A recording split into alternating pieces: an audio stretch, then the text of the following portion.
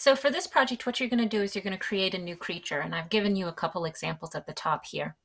So these are just a quick Google search, and I found these guys. If you want to search the internet before getting started on your new creature, by all means, go ahead and do that. These three images on the top have something in common, and the thing that is in common with all three of them is that they share a similar color, shape, and for the most part, texture. So the shape is, right, the shape of the head. Here we have a similar color, meaning that the color of this puppy matches the color of the seal pup. The color of this elephant trunk matches the color of this mouse. The color of this alligator matches the color of this frog, okay? And then the texture for this one is furry, and the texture for this one is scaly or bumpy, which again is similar. So this is one way that you could have success with this project, is by picking something that has a similar color, shape, or texture. I ended up going a little bit weird because I wanted you guys to see what happens if you choose not to follow that and you want it to kind of stand out a little more, and that's okay. So what I ended up doing is I searched using the Pixlr app for stock images, and I ended up searching for two, which is a frog and an owl. And the reason why I picked these two is because I kind of thought that these eyes were quite large for this animal, and these eyes are quite large for this animal. And I thought it would be interesting to see what would happen if I put even larger eyes on him. And this is what I created. The other thing that you'll notice is that the direction of this frog is pointing or looking off to the left, and the direction of this guy is straight and slightly to the right. So in Pixlr, what I had to do when I imported this face is I had to turn it the opposite direction or flip it horizontally in order to have it look like it's more natural and going in the right direction. So those directions are posted below. All right, so to get started, this is the video that you guys are watching, right? Here's the link for it. And the directions include, these are the steps on how I opened up my owl or how I opened up my frog file, all right? So please make sure that you're using this link. This takes you to Editor. I'm scrolling down. Again, you are staying on this side, which is Pixlr E, and you are launching it. You can see that these are some of the images that I ended up looking up beforehand. You'll see that this guy is blue and yellow and matched the parrot blue and the yellow. So I tried to find something that was similar colors for that one. All right, so I'm going to go ahead and I'm going to do a stock image search, and I'm going to type up here what I want, and I'm going to type parrot, and I'm going to try and find that blue and yellow parrot again. Sometimes the images move. I do want to try and get a full body head to toe because that kind of allows you to see the whole creature.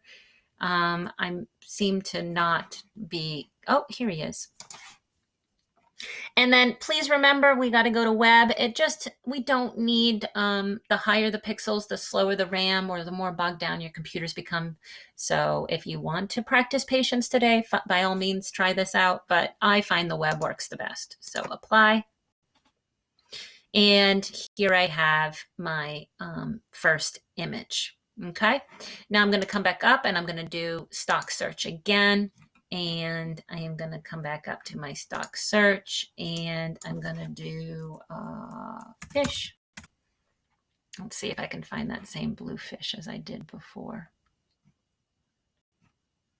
Here he is. And if there's something in particular that you want to look for, like for instance, a blue fish, why not type blue fish into the stock image search? It's more refined search, and see if it gets you what you want. Again, I'm clicking web and apply. All right, so just like with the Sky project, you'll see that you now have two tabs open, which are two files. And what I need to do is I want this is what's considered that full body head to toe shot that I want. So this is what I am going to paste on to. So this is the image that I want open, and I'm going to select this and paste it to here. In order to do that, I need to read the directions. So what I've done so far is when choosing your two animals, try and pick one that has similar color, shape, and texture if that's what you're going for, like we talked about above with the mouse and elephant. If you want to go bonkers like I did, go ahead and do that. Now I'm going to come down. We talk about saving it or opening it as a web. And this talks about how I was getting my tree frog. For this example that I'm showing you guys right now, it was that blue fish. Again, making sure it's web. And now I need to paste my animal's head layer. So it says teacher example in the frog's head. So it says locate tabs on top of the screen and see the video document. So what we're doing now is we're going to do a select all, copy, and I'm going to paste it to my full animal image. So I'm coming up here. And nope, that's not the right one. Sorry, guys. So I'm coming up here, and here's my fish, and I'm going to do Control A on my keyboard, and I get marching ants. Or I could come up to select all. Okay. Now that I have that image selected, I'm going to do copy or Control C, and it says it's been copied to my clipboard. Now I'm navigating back to the first tab that I need, which is my full body head to toe shot of my parrot. And I'm going to do Control V, and I'm going to paste it. I can also come up here and do Edit, Control V, paste. Hold on, my kids just got home. Honey, I'm videotaping. I can't talk right now. So now what I'm going to do is I'm going to scale it so that it fits a little bit better on my image. So I'm going to come up. Here it is. And then I'm going to also flip it because it's not going in the direction that I want. Do you see how his beak is going this way? So I'm going to make sure this is highlighted. And I'm going to come up and I'm going to do Edit, Transform, and I'm going to flip it horizontally. I'm going a little bit faster today because you guys have been working on this for with Pixlr for a couple projects now. If I'm going too fast, right, there's always use that space bar to pause, do those steps, and then press the space bar again to listen to the next set of steps, and then follow along or watch the whole video at once. It's really up to you. Okay, so now I've got my fish, and when I put him up on top of this parrot's face, I cannot see him. So I'm going to click on these three dots, and I'm going to lower my opacity, and this allows me to actually be able to see through. And the way how I'm going to Control plus to zoom it in. I'm going to use my hand on my space bar, and this allows me to kind of see where it is, and it's still too large. So because I have the move tool selected here, it gives this bounding box, and it allows me to kind of move this around to where I want it to be. And not all images are going to be successful. So if I don't like the way how this one's coming out, I can always switch to something else, which is what I did. All right, so here I have him. I like it like this. So now I'm going to start to erase. So animal's head, the teacher example was the frog. For this example, I use a fish. Select all, copy, and then it says I need to find my full animal and paste it. So I pasted it. And then you'll see here, these are my layers, so you guys can see how to work. And I flipped the head already. So it's Edit, Transform, Flip Horizontal, and now it's facing the right direction. Okay. Then what I need to do is I need to use that Arrange tool in the bounding box and scale the head to better fit, which I did. And I lower my opacity so I can see. And then this is the really fun part, is getting to use the eraser. Using the soft edge eraser will allow those two layers to blend together. If you use a hard edge, it's going to look like it was cut and pasted with scissors, like almost like two magazine pictures, and that's not going to look good. All right, so I'm going to come back up here. Nope, I'm going to come here. And here I have my fish. I'm going to click on my eraser. It's currently soft edge, and I know this two ways. It's because softness has been come up here, and then also it's slightly blurry here.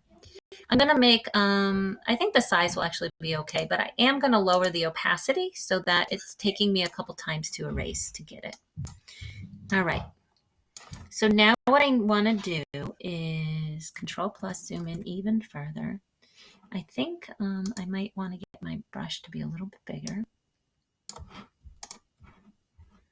Okay.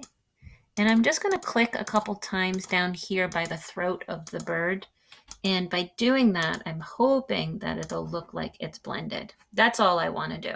Now I'm going to come over here and I'm going to make it a hard edge and smaller. I think is good. I think I'm going to get rid of the tail. I'm not sure yet though, so I'm going to hold off on that. I am using my shift key when I click, and what that's doing, if you can see, it's very, oh, it's faint. I don't want it to be faint. I want this to be 100%. So I'm using that shift click, I'm using the shift key to click, and every time that I am clicking with my mouse, I am keeping that shift key down. And I erased his eye on the other side. It's fine. You're the artist. You can make decisions as you go. The reason why I'm using the shift click is because it is allowing me to draw a straight line from the last click of my mouse, which is allowing my area to look cleaner when I go to erase. Okay, I'm going to leave it like that and put it up to 100% to see. I like that. I don't like this tail. I don't think it'll look good. So what I'm going to do now is I am going to erase it.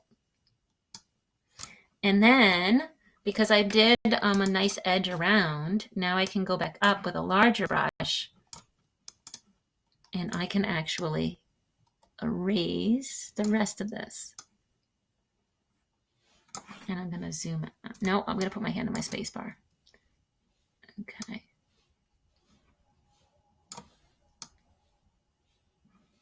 All right, and let's see what this guy looks like. Control 0. There you go. Look at him. He's gorgeous.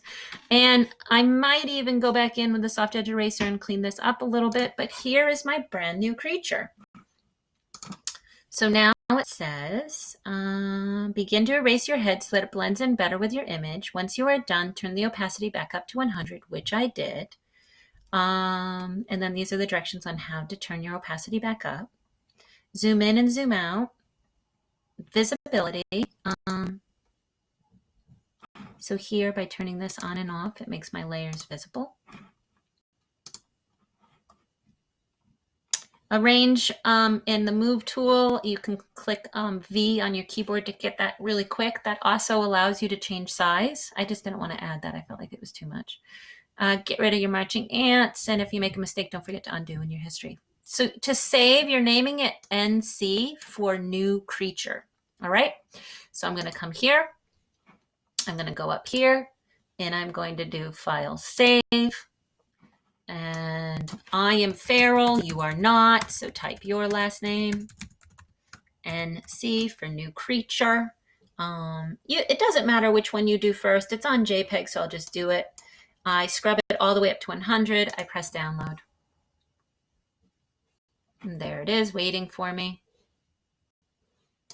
And then I press close out of this, and then I do it again. File, save, switch it to my PXD, rename it again. PXD, remember, is really great if you want to go back and edit something later. NC, download, close. And download's complete, yay.